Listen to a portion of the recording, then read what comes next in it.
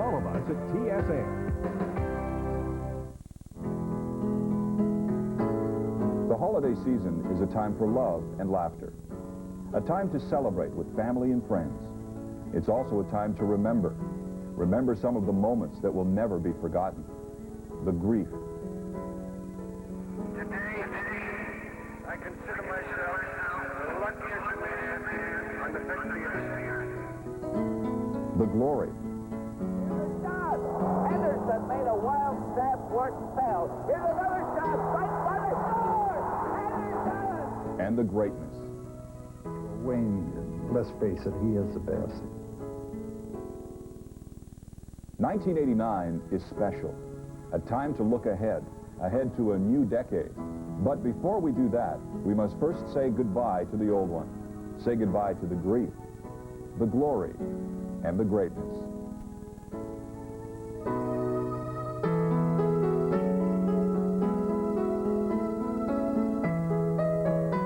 Hello, everyone. Welcome to Grief, Glory, and Greatness, the story of the 80s. I'm Jim Van Horn, along with Michael Landsberg, and we certainly hope that you're enjoying the very best of the holiday season. You and I have done a lot of shows together, mostly from the formal sports desk setting. It's kind of neat to be sitting in your living room with your Christmas tree and all of the surroundings doing the show today. Yeah, we'll get to the eggnog a little later on. I haven't noticed any. Right now, we're going to be counting down the 10 most unforgettable moments of the 1980s. Certainly there will always be room for some debate, but we think most of you will agree that these are the top 10. And we'll get started by taking you back to one of the greatest comebacks in the history of golf. The year was 1986. Jack Nicklaus, maybe the best golfer ever to play the game, going after his 6th Masters. So let's start it off with number 10 on our top 10 moments of the decade. Jack Nicklaus, the Masters. Jack Nicklaus, the comeback.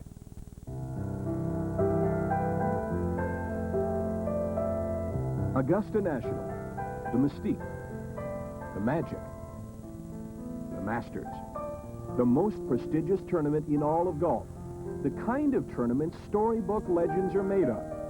In 1986, the story was Jack Nicklaus.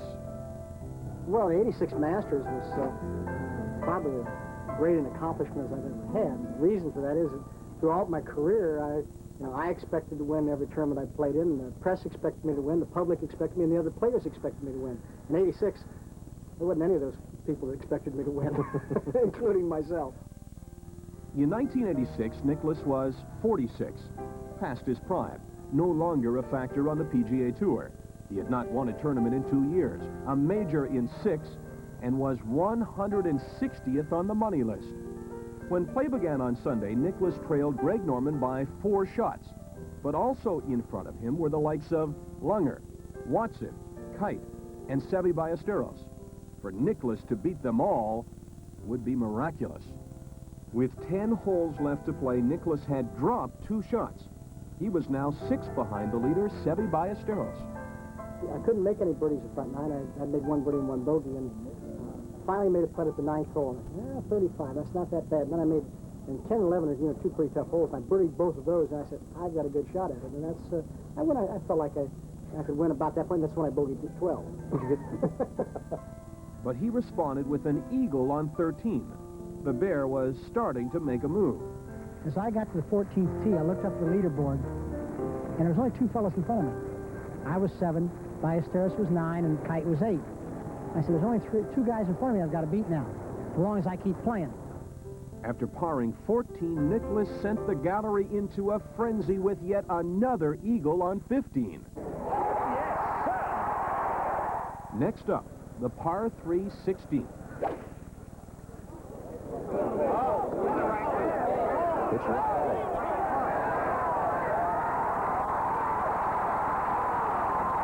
Oh, my. Nicklaus was playing like the Jack of old.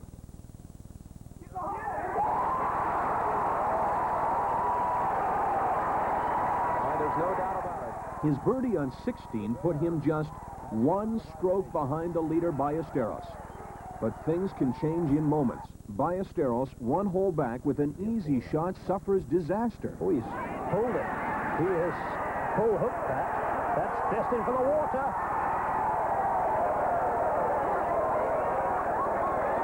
And the foreign invasion is reeling under the Bears' attack. Ballesteros' bogey sinks him for good. On 17, Nicklaus had a chance to take the lead. Maybe. Yes, sir!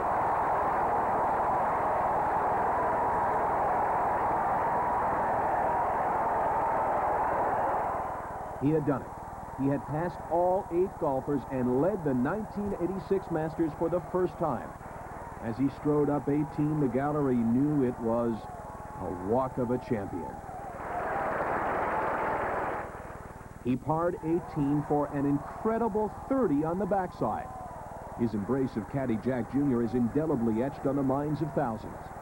Tom Kite failed to make birdie on one of the last 2 holes and finishes 1 back. Only Greg Norman had a legitimate chance. His birdie on 17 was his 4th straight and gave him a share of the lead. But on 18, the pressure of the Masters became too much to bear. Norman's bogey gives Nicklaus his 6th green jacket and 20th major championship.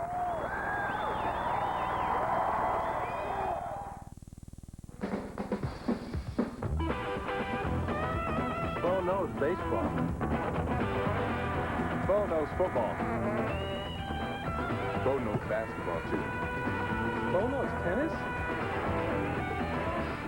No. Bo knows weight.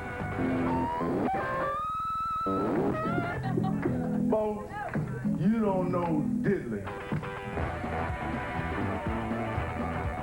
Daddy, Yes, dear. is there cholesterol in these French fries? Is there what? You know, cholesterol. Oh, you mean cholesterol? Well, No, honey. These are McCain Super Fries. They're cholesterol-free. Want some? Daddy, Yes, dear. I'm glad we had this little chat. Great tasting McCain French fries from the oven. Cholesterol-free for the whole family. Hi, I'm Tim Follis, and I've worked as a March of Dimes volunteer for 4 years. Our organization's been growing steadily since 1951, when the March of Dimes was formed to battle polio. Today, we're working to ensure that all adults with disabilities are given every opportunity to lead independent lives. Join the thousands of people like me across Ontario and donate some of your time to the March of Dimes. As a volunteer, you won't make a dime, but you will make a difference. In December, college football's top teams are set to battle in thrilling season-ending bowl games. America's hardest-hitting roster of nationally ranked powers provides exciting action on television's best college football schedule. Longtime rivals, top-ranked players, and exciting offensive power. See the Clemson Tigers tackle the West Virginia Mountaineers in college football's annual Gator Bowl. Live Saturday, December 30th at 8 Eastern on TSN.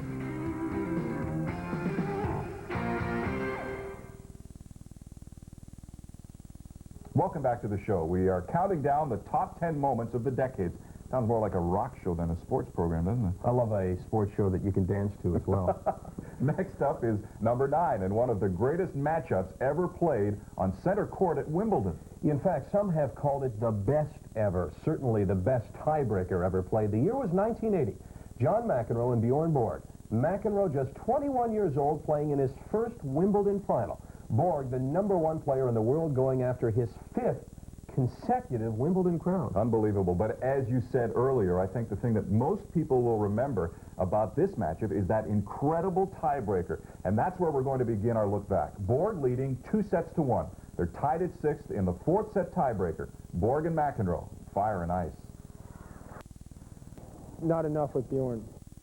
18-16 in that 4th set tiebreaker. That's unbelievable tennis. Interestingly, that was the last Wimbledon that Borg ever won, and McEnroe, of course, would go on to win 3 of the next 4. You know, it really was one of the great rivalries in tennis, and although you heard McEnroe say at the end of the piece that they really didn't play all that much because Borg retired in 1982, he was, without a doubt, one of the very best in the sport. They did make a few money on some exhibitions, though, even though that wasn't part of the rivalry. Speaking of one of the best, that brings us to number 8 on our top 10 countdown, the 1987 Grey Cup between the Edmonton Eskimos and the Toronto Argonauts. What can you say? The last 3 Grey Cups have been probably the 3 best Grey Cups ever played. And without a doubt, the team of the decade has been the Edmonton Eskimos. 4 Grey Cups. No other team has won more than 1. The Eskimos' last Grey Cup coming in 1987, and what a game that was. Number 8 on our top 10 countdown, green, gold, and gray. Another Grey Cup for the Edmonton Eskimos. If you can't enjoy that game, then they ought to check to see if you're alive. It was like falling off a cliff, to be honest with you. Every time I think of my heart beats faster.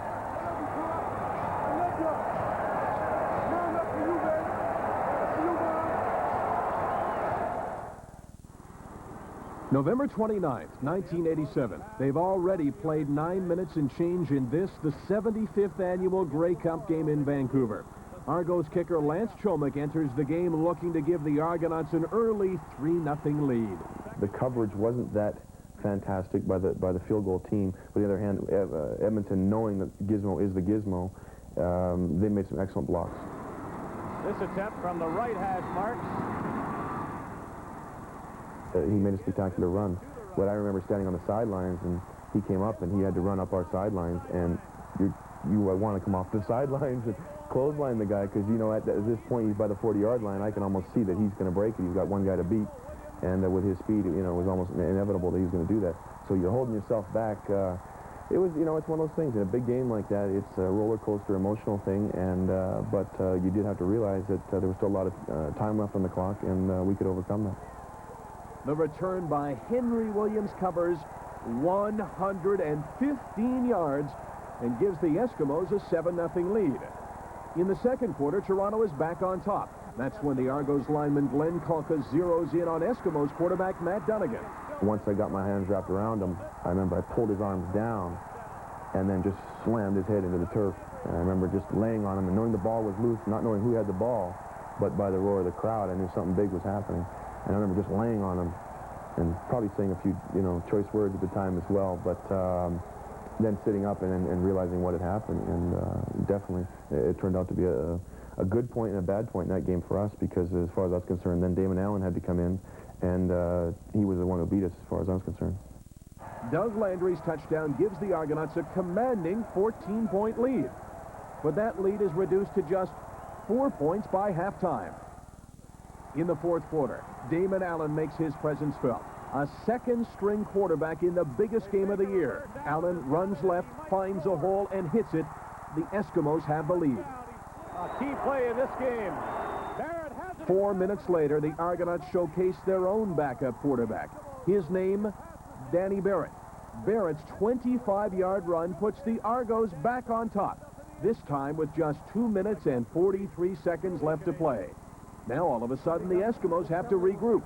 The next 3 or 4 plays could either make or break an entire season. It came down to a last-second field goal opportunity. Argos leading by 1. Jerry Cora comes on with a chance to win it. The Grey Cup was on the line. I really never thought about it as a win. I just felt like go out there and kick the ball the way you've been doing in practice and just pretend like it's a practice kick. I remember saying something to him that I can't really repeat right now, but I sure ate my words. I basically said, you don't got the to make this field goal. I'm yelling at him, you know.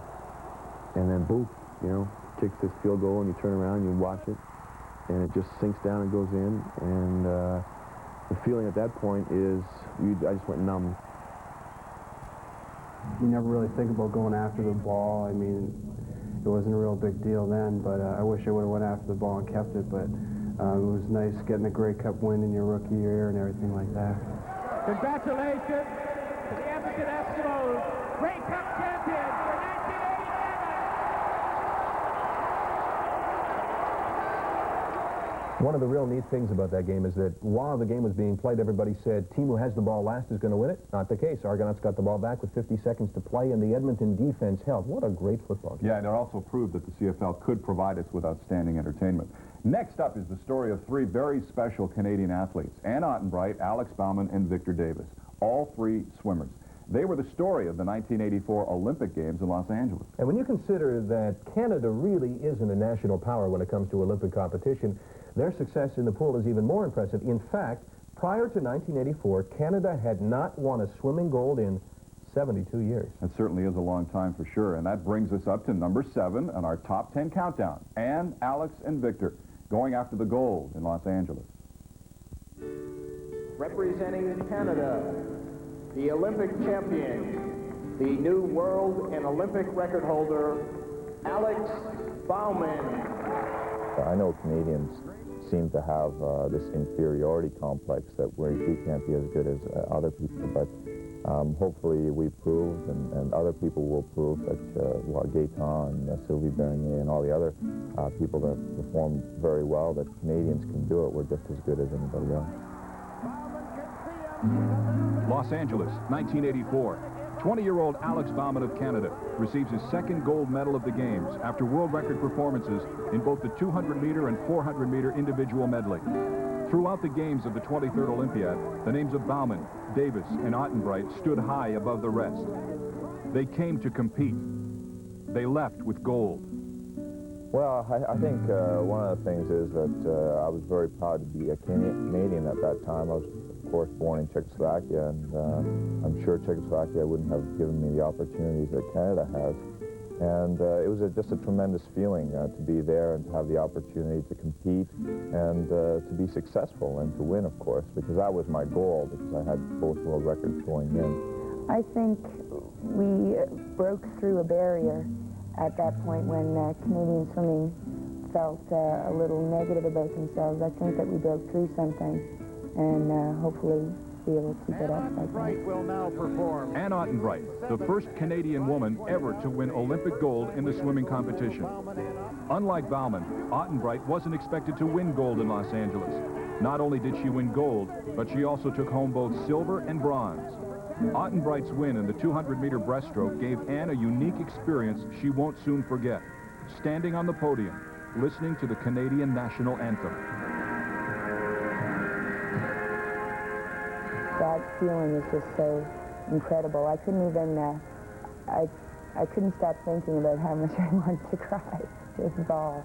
But I waited so long to be able to hear my national anthem at the Olympics, and it felt so good, and it went so fast, and everything went through my mind like my life just flashed in front of my eyes.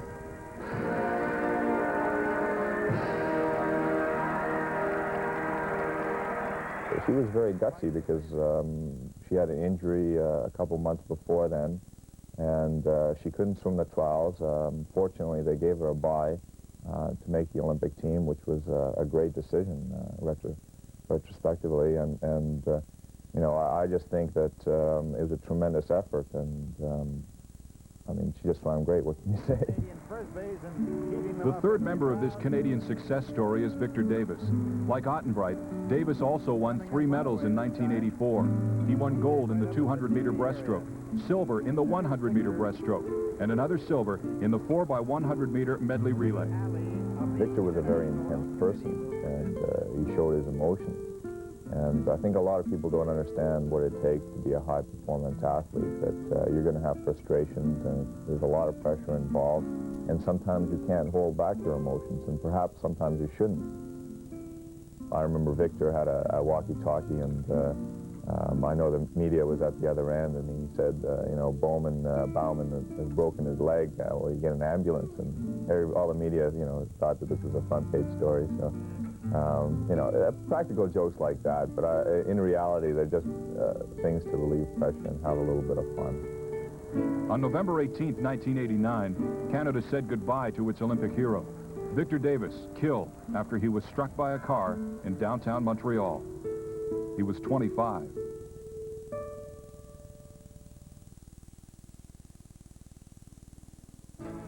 Hey, Eddie, the cars for 50s, remember? Yeah, and how we used to dream of owning one. Yeah, you, the 57 Corvette, huh? Yeah, and you, the 56 T-Bird. Oh, I miss those cars, Norm.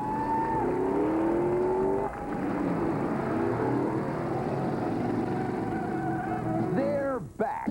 The Franklin Mint brings back the cars of the 50s. Classics like the 57 Corvette, 56 Thunderbird, 59 Cadillac Eldorado, 12 imported, authentically detailed die-cast dream machines in the classic 1:43 scale. Remember how you dreamed of owning a Continental Mark II, the Studebaker Starliner, the Buick Skylark? Norm, this is a dream come true. Tell me, Eddie, tell me. They're all back. Fantastic recreations of the originals, handcrafted with up to 50 separate components, hoods and doors that open, tail fins, bucket seats, detailed engines, each hand-polished in its original colors. Quality found on custom replicas costing hundreds of dollars and more. Hey, Norm, how long did you and Susie go steady? Right up until she sold her T-bird. To start your Franklin Mint Cars of the 50s collection, call 1-800-545-7722. Get one imported model every other month for an incredibly low $75, payable in 2 monthly payments of only $37.50 each. Order by credit card and save the COD service charge. You'll also receive this handsome custom-designed wall display. Eddie, remember sitting in the drive-in eating our fries, just wishing we owned one of them beauties? Yeah, and now we can own them all! Order now and get this fascinating Cars of the 50s binder, including specs of each car and reprints of the original ads at no extra charge. Call 1-800-545-7722 and get the cars you always dreamed of owning. I love it, Norm. I love it. Welcome back to the show, everybody. I'm Michael Landsberg, along with Jim Van Horn and the newest member of our announced staff, Niska, Jim's dog. The couch potato. Dog does not get a vote on the top 10. He just took my finger. He doesn't need a vote. Doesn't get my eggnog either. I can see the way he'd lap it up. We've made our way to number 6, Miracle on Ice, the 1980 U.S. Olympic hockey team winning in Lake Placid. You know, it really was a miracle on ice. The Soviets were by far the best team in the world. They had Tretiak, they had Fedosov, they had Makarov, who we all have now, with the exception of Tretiak, and everybody thought that they were unbeatable. And the fact that the Americans won lifted the spirits of an entire nation at a time when it certainly could use a boost. Number 6 on Grief, Glory, and Greatness, the Americans win gold, and they call it Miracle on Ice. For Americans, 1980 was surrounded in political and social unrest. The Soviets' invasion of Afghanistan led to the U.S. boycott of the Moscow Olympics. John Lennon was shot dead in New York City, another victim of senseless violence. And at a time when Americans looked to a new leader for new hope, Ronald Reagan promised better things to come. A recession is when your neighbor loses his job. A depression is when you lose yours. And recovery is when Jimmy Carter loses his. But one event in that tumultuous year gave Americans real hope. A group of fresh-faced college students and minor league hockey players gave America one of its most unexpected political and moral victories. It boosted the spirits of so many people, and when you combine that with what actually took place in the sporting sense, it's a script that I just don't envision ever being written again. The Soviets were heavily favored to win the gold. The Americans weren't a factor. But U.S. coach Herb Brooks refused to consider defeat and used fate as his guide to inspire his team against the Soviets. You're born to be a player. You're meant to be here. This moment is yours.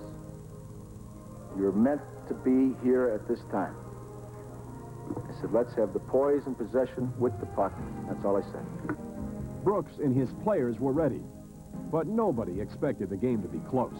Ken Dryden and I walked to the arena that night because our hotel was within walking distance, and we laughed because we said, you know what we really need tonight? We need a relatively close game for about 30 minutes. Just give us a period and a half, and it's only like 3-1 or 2-0 or 4-2 in favor of the Soviets before we know we have the inevitable blowout.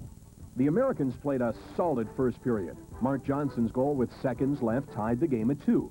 The Soviets dominated play in the second, but they scored just once to lead 3-2. Goaltender Jim Craig was brilliant, but how long could he stave off the Soviets? Johnson's second of the game tied the score midway through the third. Did the Americans really have a chance? The whole thing was just so improbable. I mean, it was something that you never really imagined was happening even as it was happening. I mean, you just knew that at some point it was all going to end. But end it didn't. The tenacious Americans took the lead when Captain Mike Aruzzioni scored with less than 5 minutes remaining. We had to stay with it, but they were getting a little antsy, and they were starting to dump the puck, and they were starting to panic, and we just had to calm them down. But the young Yanks remained calm. And the word that came into my mind at that point was miraculous. And I guess I was just in the flow of announcing, and somehow Miraculous came out in question form, and then I asked the question, and I answered it with a yes, and just let it play. There was nothing more that need be said at that point.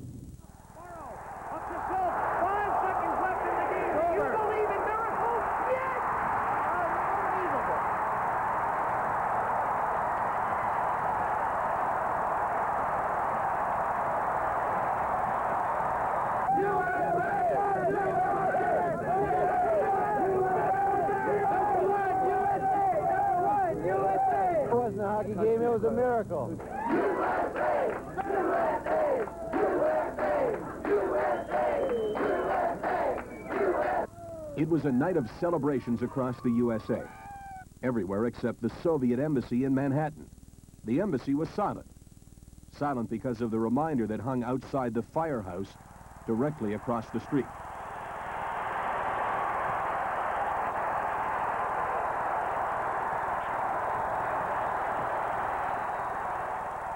It was the sporting event of the decade, and it took place in about the 6th or 7th week of the decade, but as far as I'm concerned, it might as well be the sporting event of the century.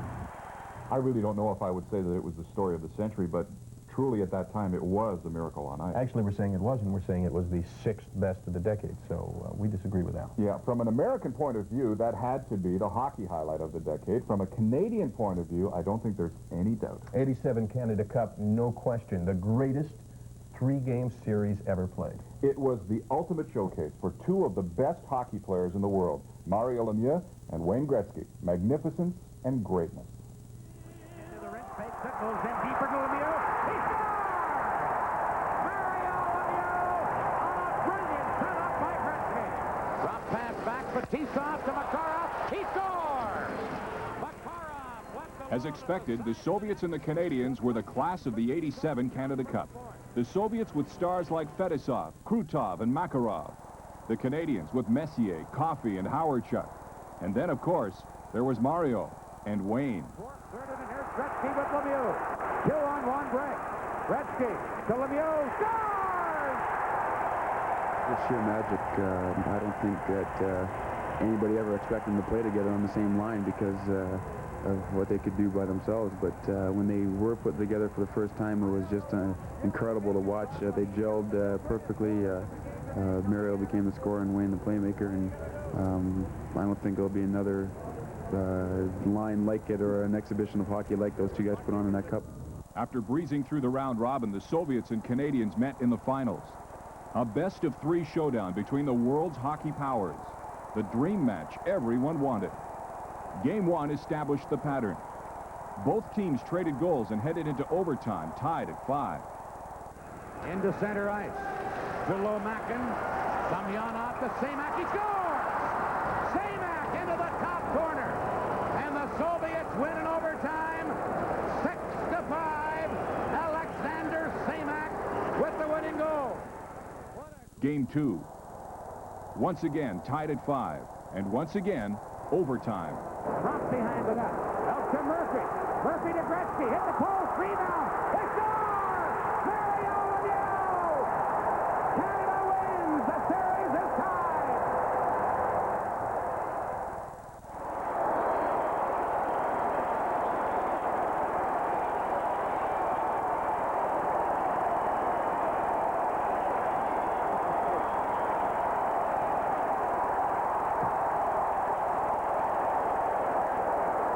Howardchuk and Sutter with it. To Howardchuk. Shoots. Nilnikov the save. Howardchuk back to the net. Stuffs it in front. Shoots. He scores! Dale Howardchuk! Game 3. Dale Howardchuk's goal gave the Canadians a 5-4 advantage. But again, the Soviets came back. For the third time in the dying moments, the score is deadlocked at 5. 7:39 left. Howardchuk will draw the assignment against Beckhoff. Howardchuk wins it in. Here's Lemieux poking at the center. Lemieux ahead to Gretzky. Has Murphy with him on a 2-on-1 to Lemieux. And on goal. He shoots. He scores! Mario Lemieux! With 1:26 remaining. The feeling that I had at the time, I cannot describe right now. And just looking around the rink and the people standing up and our bench standing up, and certainly the people in Canada off their couch, that was a great moment.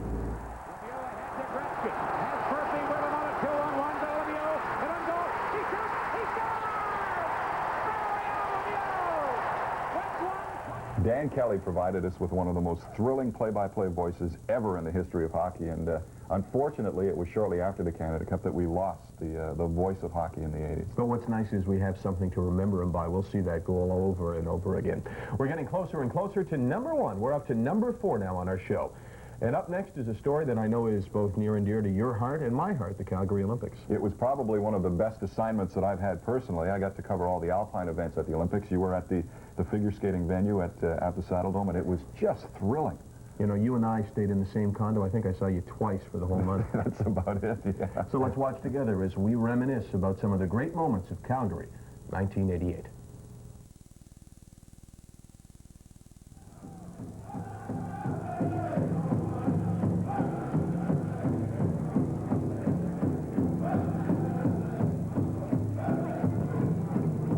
Have fun. Go for it.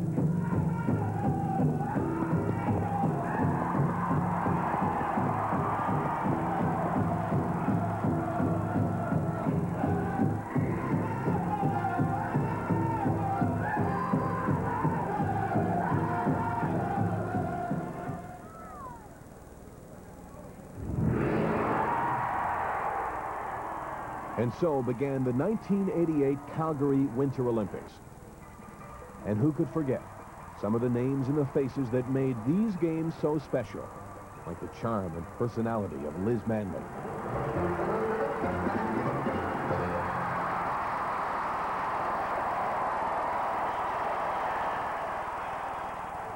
In men's figure skating, it was the Battle of the Bryans. Brian Orser of Canada and Brian Boitano of the U.S. Orser gave it his best. But unfortunately for Orser and for Canada, his best just wasn't good enough. Here she comes, Todd. Let's listen to the crowd. Bring her home. Let's go, Karen. In skiing, we saw the magic and power of Karen Percy. She's done it! What a run! 1:26.62 for Karen Percy. Bronze medalist Karen Percy of Canada. Medal winners are certainly something special, but so too are the losers. Take, for instance, the Jamaican bobsled team. What they lacked in experience, they more than made up for in heart and determination. Which brings us to the Eagle. He was special.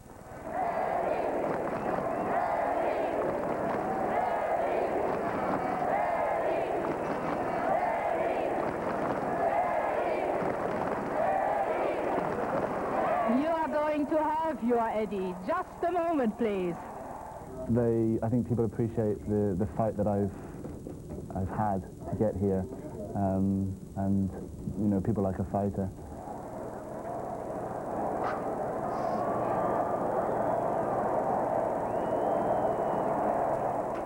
Most of the jumpers here have been jumping for 20, 25 years, but I'm just starting my 3rd year now, and so really I shouldn't even be anywhere near a 90-meter ski jump.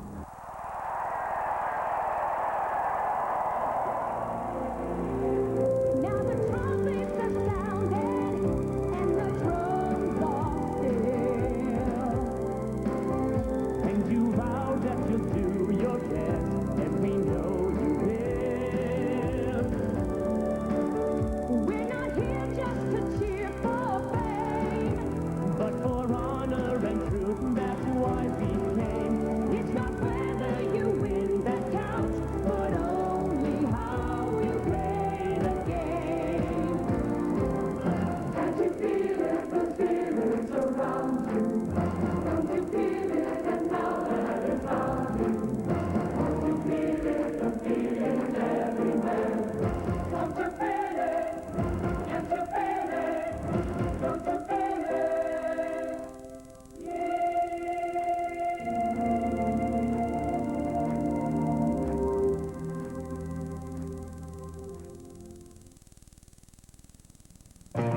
stand by for some great hit music. Lord have mercy, baby's got her blue jeans on. It's a Country Stars 2, 62 full-length hits on 3 LPs, 3 cassettes, or 3 8-tracks for only $24.95. Big city turned me loose. He stopped loving. From 40 years of recorded music. Hello, darling. The biggest hits by country's biggest stars.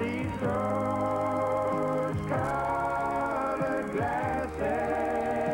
You're my sweet one, my darling, Julie Blunt. Blue eyes crying in the rain. The last cheater's won. Does my ring hurt your finger? After love in the hot afternoon. Why can't I free your doubtful mind? Country Stars 2, 62 great hits on 3 LPs, 3 cassettes, or 3 8-tracks, only $24.95. COD and credit card customers call toll-free 1-800-545-7722. That's 1-800-545-7722. Or rush $24.95 plus $3 shipping and handling to Country Stars, Box 600 TSN, Station R, Toronto, Ontario, M4G4E1. COD and credit card customers call toll-free 1-800-545-7722. Sunday, golfing greats such as Mark Calcavecchia and Greg Norman compete against Jan Stevenson and Amy Alcott at the Spalding Invitational. With Super Bowl fast approaching, Chris Berman, Pete Axelm, and Tom Jackson bring you highlights from around the league on NFL Prime Time. 2 of the most exciting fighters ever to enter the ring will take their corners once again. See Leon Spinks and Muhammad Ali of this boxing classic. The final round of the Spalding Invitational, NFL Prime Time, and Spinks versus Ali, Sunday on TSN. Welcome back. I'm Jim Van Horn along with Michael Landsberg. Do you remember where you were when Wayne Gretzky was traded? Actually, I don't. But what I remember is where I was the entire month before. We were taking my son to day camp, and one of the counselors there told me, Wayne Gretzky's going to be traded to the LA Kings. And I kept saying, no, no, no. Well, he was right. I remember thinking when the trade went, wow, this kid knew what he was talking about. It was even unbelievable after it happened. And it's number 3 on our top 10 moments of the decade, simply known to everyone as the trade. And the chip up to Gretzky. Knocked it into the Bruin zone, but Wesley back to get it for Boston. He loses to Pekin and back to Gretzky.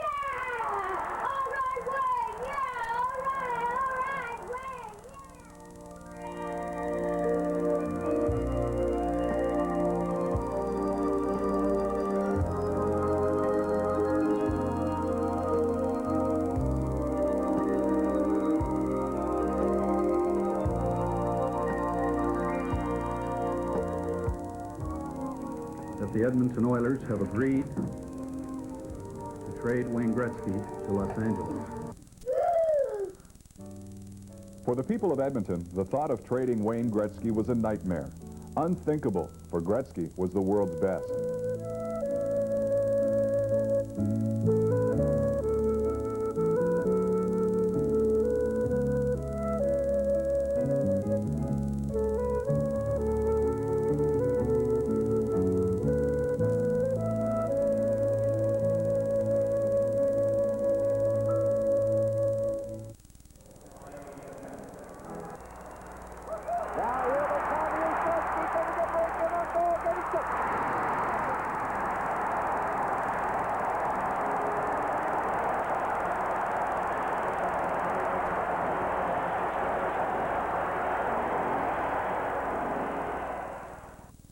Gretzky joined the Oilers in 1979. Records began to tumble. In 1981-82, Gretzky scored 50 goals in just 39 games. He would go on to score 92 that year, shattering Phil Esposito's record by 16. He had 8 50-goal seasons. 4 times he had more than 200 points. He led the league in scoring 7 times and was named the league's most valuable player 8 straight years. But most importantly, Gretzky led the Oilers to 4 Stanley Cups. I'm disappointed about having to leave Edmonton. I truly admire all the fans and respect everyone over the years.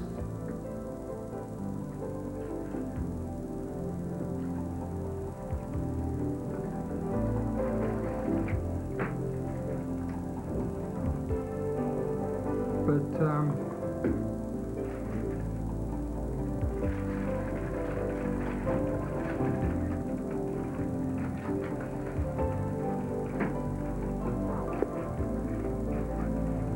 The question was why? Why trade the greatest hockey player in the world? Plenty of reasons were given. Peter Pocklington claimed Gretzky requested the trade, but rumors swirled that Pocklington needed money to save his crumbling business empire. In the end, it really didn't matter. Gretzky was gone. Fans in Edmonton mourned. Oh, I think it stinks. I can't believe it. Now, you mentioned you had tickets? Yeah. And what are you going to do about them? Cancel them. But in Los Angeles, there was an explosion of interest in hockey. Kings tickets became the sport for Hollywood stars and stargazers. I had no idea at all, honestly enough, that that deal was going to have the effect it's had. Gretzky instantly made the Kings a contender, something they hadn't been in 20 years. And in the playoffs, it couldn't have been written any better. The Kings met the Oilers in the first round. Gretzky and his Kings had eliminated the Stanley Cup champions. For Oiler fans, still not over the loss of Gretzky, all that was left was a tearful lament. You were the one who would make us laugh until one day it all changed to tears. You're not around, but my dreams and memories still bring back all those years. All of the day you were here. We're just one away from our top story of the decade. Sliding in at number 2, the world's fastest man. Canadians will certainly never forget the story of Ben Johnson. Sport. Intense competition. Fierce rivalries. In the 1980s, there was Sugar Ray Leonard and Roberto Duran. In tennis, Chris Evert and Martina Navratilova. And in track, Ben Johnson and Carl Lewis. After losing 7 races to Lewis, Johnson beat the Olympic champ in May of 1985. His success carried into 1986. Moscow, July 9th, the Goodwill Games. Johnson ran the fastest 100 meters at sea level. Again, Lewis went down to defeat. Then, in 1987, Rome, the World Championship. It was Ben versus Carl. And it is a fair start, and it is Ben Johnson who is at. Johnson set the world record, a time of 9.83. Johnson was the world's fastest man. Johnson returned home to a hero's welcome. Thousands jammed Nathan Phillips Square in Toronto. And hopefully next year, I could do much better in the Olympic Games.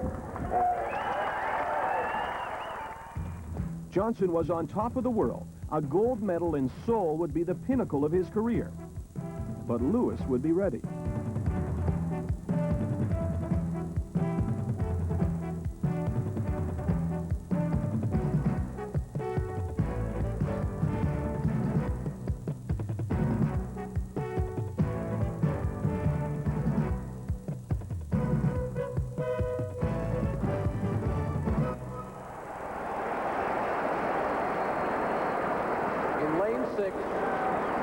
Number 159, the world champion and world record holder, Ben Johnson, Canada. And it's a fair start. And it is Raymond Kerr with a start. It is Ben Johnson with a start. Johnson got a quick start and a lead he would never relinquish. He had smashed his own world record, the time, 9.79. Johnson's family in Toronto went wild.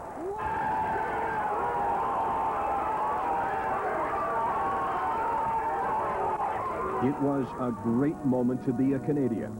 Ben Johnson had beaten Carl Lewis. Canada had beaten the U.S. But the Johnson dream race soon turned into what would be a running nightmare. The urine sample of Ben Johnson, Canada, was found to contain the metabolites of a banned substance, namely stanozolol. It's an anabolic steroid. The celebrations turned to humiliation. It wasn't just his dream, it was in Canada's dream, and he ruined it for everybody by taking drugs. He embarrassed the whole country. It was the start of months of turmoil for Johnson and months of questions from Canadians. But while Johnson remained silent, people close to him started denying the steroid story. Absolutely was not on steroids. He has never taken drugs in his life. He was definitely not on steroids. He did not use any steroids. But the media siege continued, pressuring Johnson to make a statement. I've never, ever knowingly taken illegal drugs. And I would never embarrass my family, my friends, and my country. In the fall of '81, leading into the '82 year, he decided he would go on. Did Ben Johnson understand that Dianabol was an anabolic steroid? Yes. And did he understand that anabolic steroids were banned at the time? Yes. You, of course, became aware that steroids were drugs that were banned, and that if you took a test and it was found that you had them in your system, you'd be disqualified. Yes.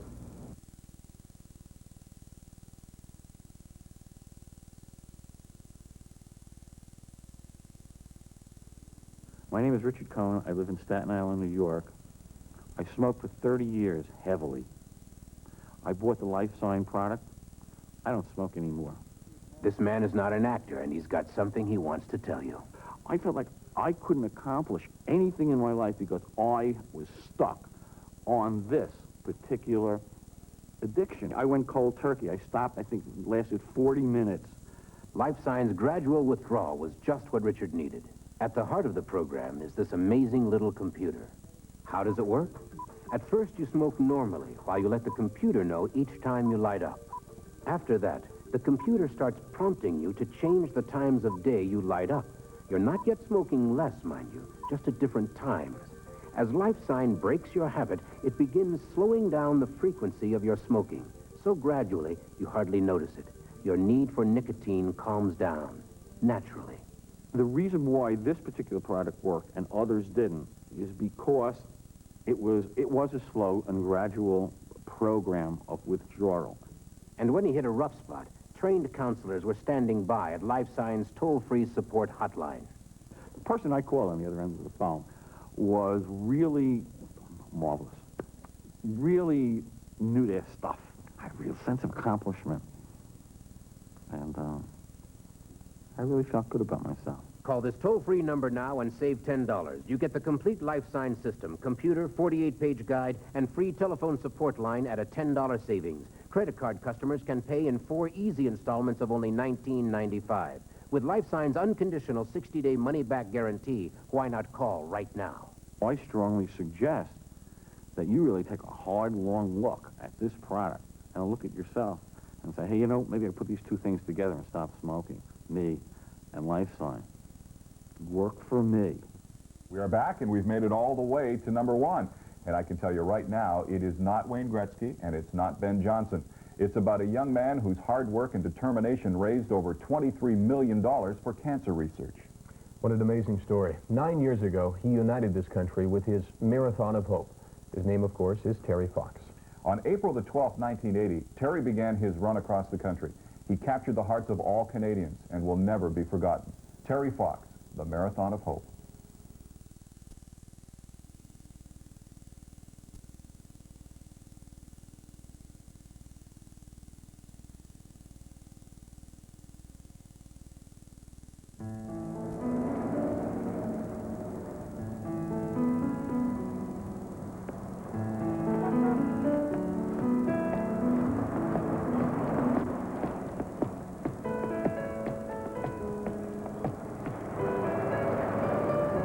When I was 18 years old in Vancouver, BC, I had a pain develop on the right side of my knee over about a 4 or 5 month period.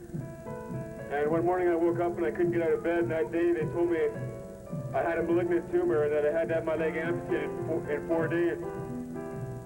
Well, right from the start it was a terrible shock, but I had encouragement and support from all kinds of people. So right from the beginning I took it as a challenge. I decided I'd try and do my best to show people what can be done on one leg. And you know, sometimes I have to run in a lot of pain and I get pretty tired. But I don't feel any pain when I get support like this. So you're fabulous, and I'd just like to thank you for that.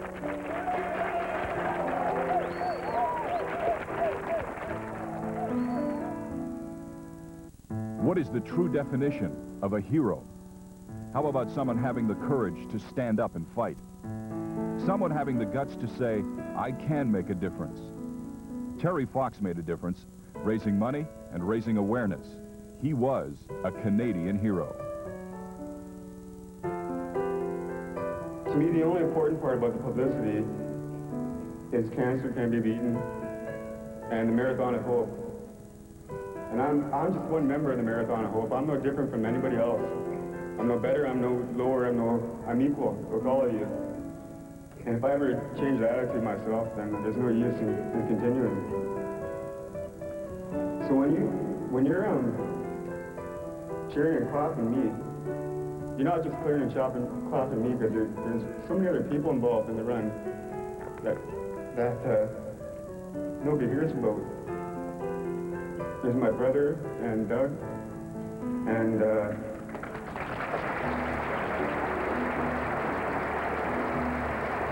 I think it's great what he's doing. I mean, helping other people and not sitting around feeling sorry for himself. I'm glad he's my brother.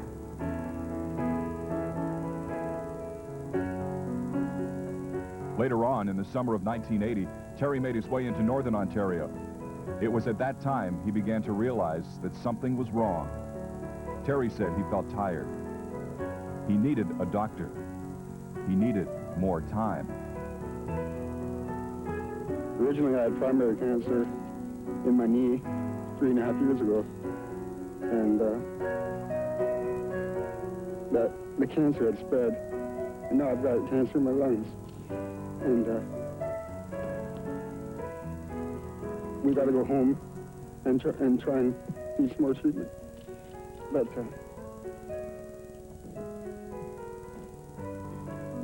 all I can say is if there's any way I can get out there again and finish it, I will.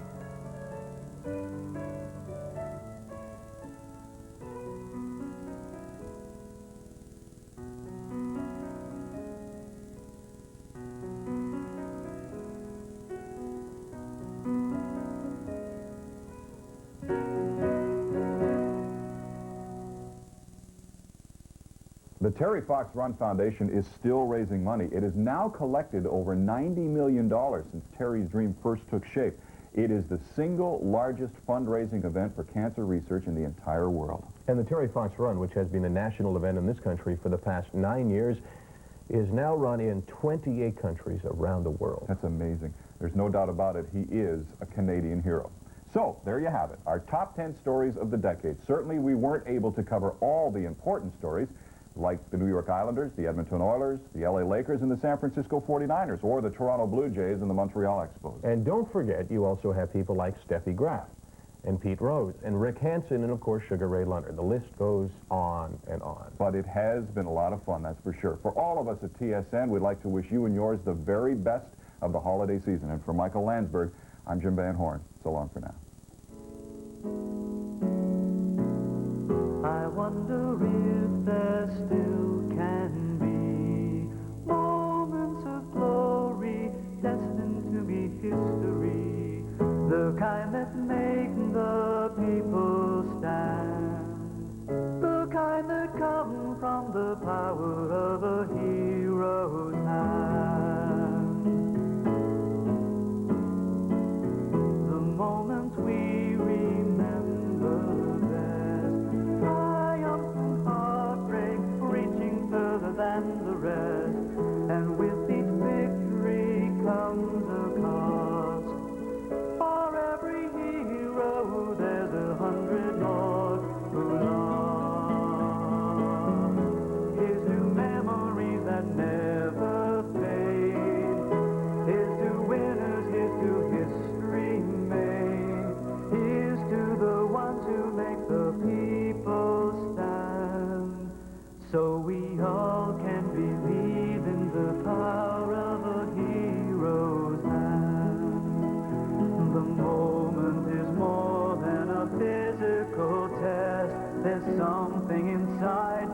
the spirit that makes them the best.